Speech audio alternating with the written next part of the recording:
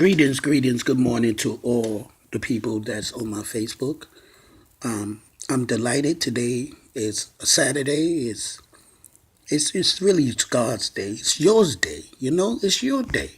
I want to give a shout out to Arius who used to work with me at New York Presbyterian.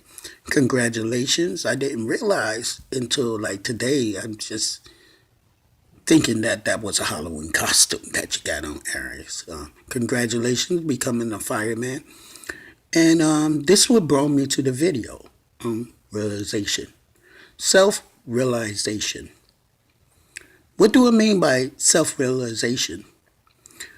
Well, for the most part, the problem with many of us is we have paid attention too much, way too much, to the labeling of people we call family and friends. And the reason why I say labeling is because you only have one true family and one true friend, and that is Nami Yeohimi. That is God is the King. He's your family and friend. God would never, ever, and I mean ever, neglect you. You might think so because of you're listening to what is called a chatter voice. But you ever heard that when the door opportunity knocks, you should listen? That is so true. But see, the reason why we don't listen, because of when that voice comes, it speaks so softly and so subtle and so calm and relaxing that you are normally used to that damn chatter voice in your head. You know what I'm talking about. Herman's head type of stuff. You know what I'm talking about. And we're not talking about hallucinations, auditory, none of that bullshit psychological stuff. You understand what I'm saying? I'm talking real deal Holyfield. Okay? Now, with the real deal Holyfield, we know that this voice is so subtle and so soft that we normally neglect it, kick it to the curb. And you know what happens? The opportunity that's there for us at that moment, guess what? It stood there. But guess what happens? When you don't listen the first time, hardship happens. Because what it wants to do in this life, and I learned this, there's a lesson to be learned. It wants you to pay attention. Now, what wants you to pay attention? It's all about you. I learned through studying the Kabbalah. I learned through listening to different gurus, different people, And I've come up to this great assessment. And the assessment is that when it comes to that subject, to that topic, it's all about you. I'm just letting y'all know that. It's all about you. It's not about nobody else. See, what we have done in this world is a great offense to each other. And it's a greater offense to ourselves. See, the only way that we have this duality sense of power versus power is because we live in what the Kabbalah calls the Kalipoff. And when you understand the Kalipoff, and let me spell that word for y'all. It's Qlippooth.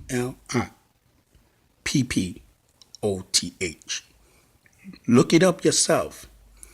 Now that is what is considered, and then there's the thing that we all know, it's called the Kabbalah, which is the tree of life. And that tree of life is about unity. That's the one that goes up. Wait, the Kalippo goes downward. Okay, it's a downward spiral. Now, when you study the Kalipoff, you will see that there's entities or energies, or what they like to call Sephirods, right? But they don't call it, maybe they do call it Sephirods in the Kalipoff, right? However, it's these spirits, these energies, these vortexes, these things that like sometimes moving benefits you because you're in the wrong vortex. You understand what I'm saying? You're in the wrong Sephiroth for your upbringing, for how you manage to collect data and stuff like that. So when you hear that inner voice, which is truly yourself, because you know, a lot of us, we tend to pretend to be somebody else just for the self gratification of not being alone. Check. I know you'll feel that, because I did. And if you didn't, you missed the boat of opportunity, but hopefully it comes around to you again. And the more it comes around, the harder it gets. It has nothing to do with this person called Lucifer. As you will realize that what we call Lucifer or adversities or things like that, what you will realize about it is that it's trying to get you to break down.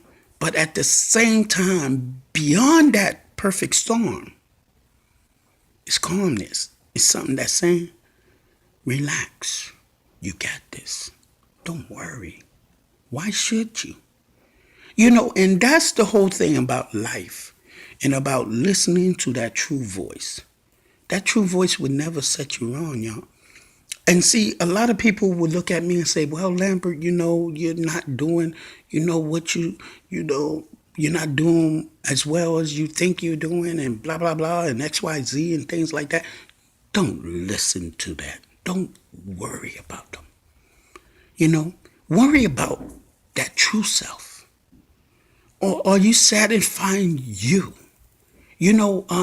So many times we are afraid to take that road that many have not chosen to take. And it's your destiny road.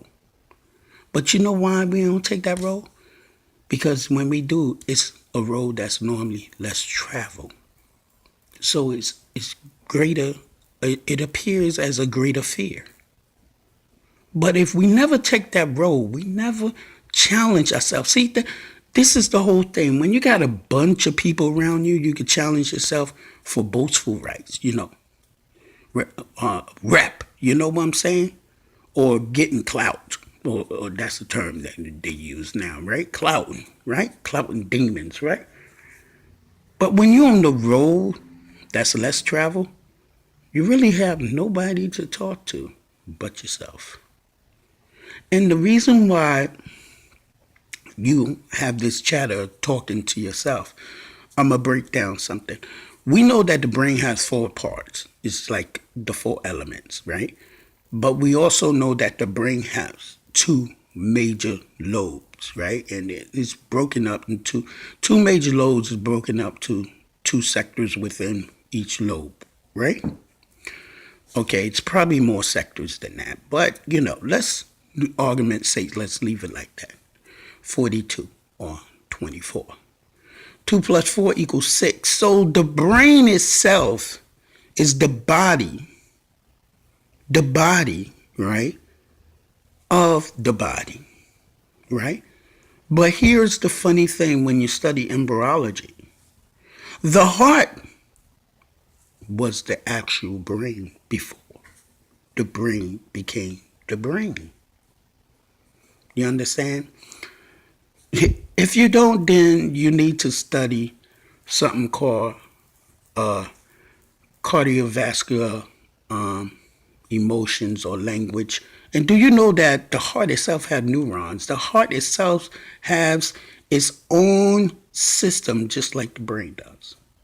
But for most of us, we don't realize that.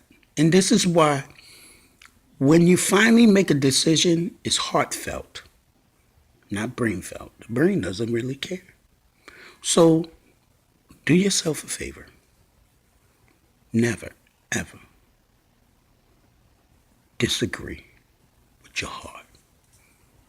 This is AKA, because I'm here to tell you that when you do not listen to that heart gut feeling, the lessons of life, the opportunity of life is still there, but it gets harder.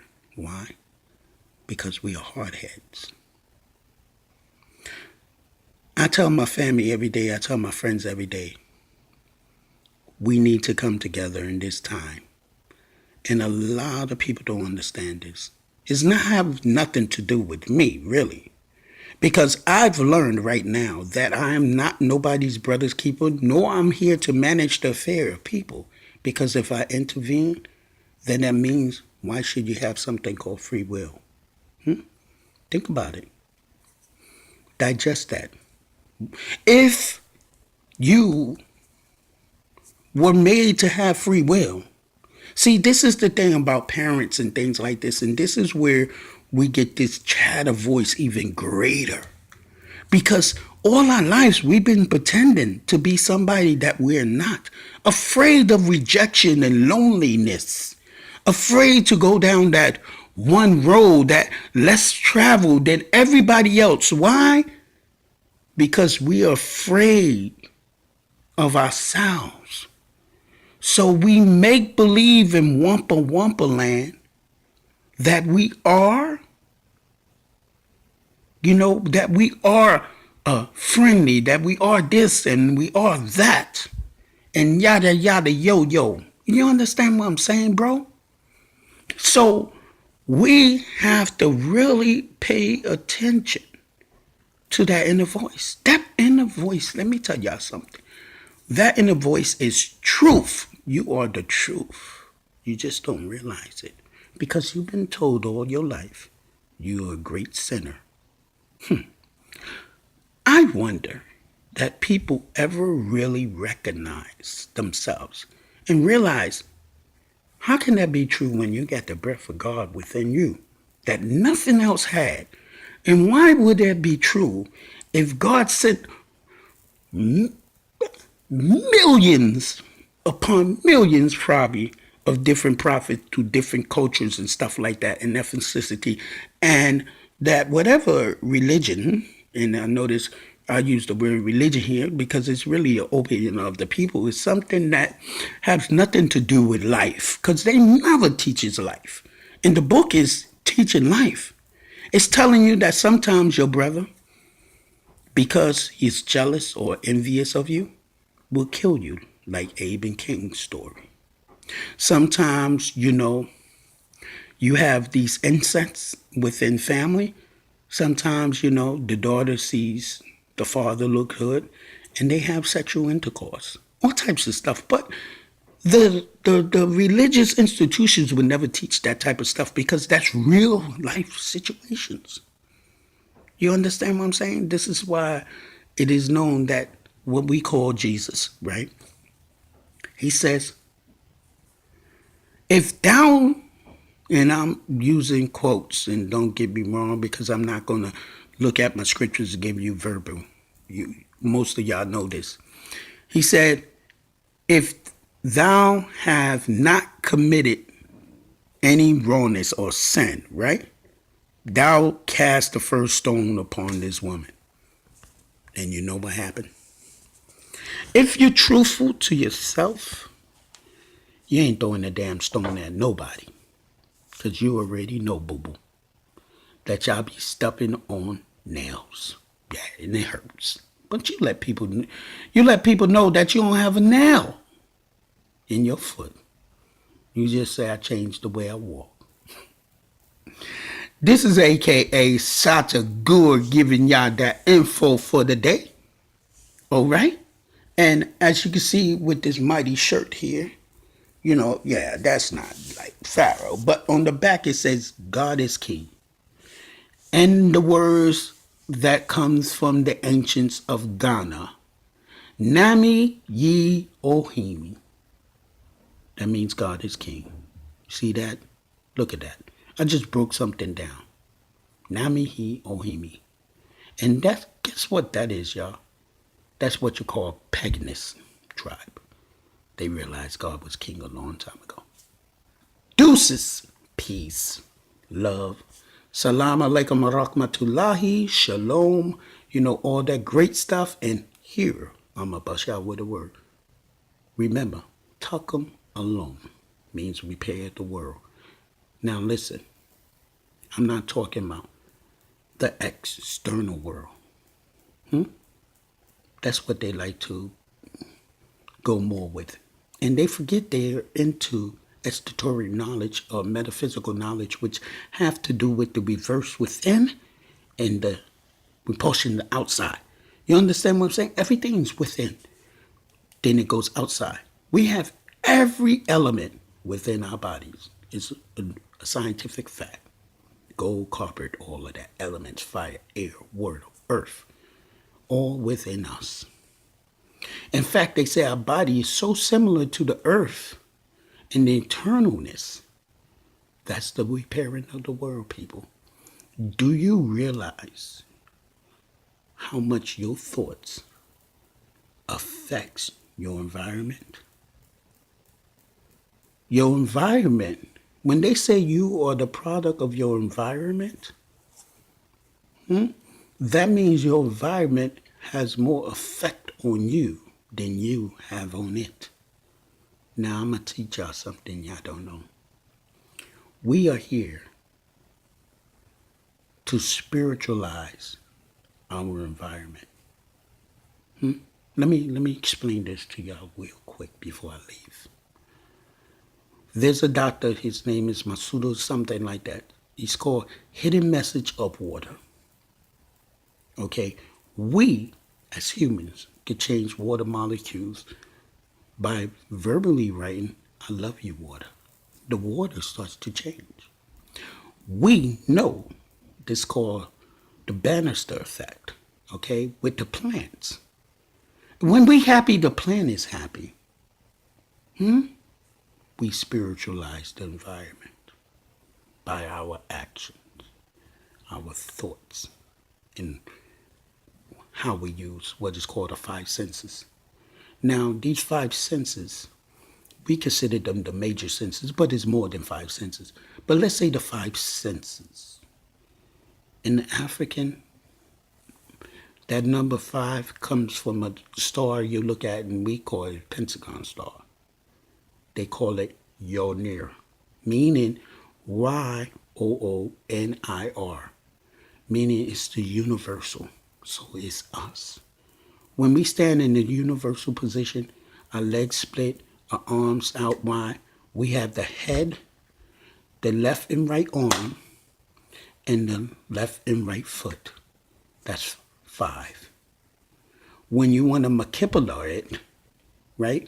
When you mix it, it's 5 and 11, meaning the female and you intertwined together. 5 and 6 makes 11. Excuse me. That's what I meant. And when the 11 part, the 6th part is your private parts. That's the part they covered. Adam and Eve. You know why? Because think about this. If it's 5, right, and you have one more part, which is your private part, that makes it 6. So you have a 6-form space of what they call platonic solids. So you could be 5, you could be 6. Now, the fact that they hid their 6 side, they turned into their 5 senses. So that means a sense is gone. Sexual is a sense. However, when that sense is gone, if you do the math, right, they have what? 5 and 5? That equals 10. Right? When you have 6 and 6, that equals what? 12, right? Which equals 3. So basically, what you have there, you have a 1 and a 3, that's 13. And 1 plus 3 is 4. That's north, east, west, and south. That's air, fire, water, and earth. You understand what I'm saying? I just gave y'all metaphysical secret society information off the grip. Like that. Satagor, this is it. Saying, Tuckum, Allah. Peace out.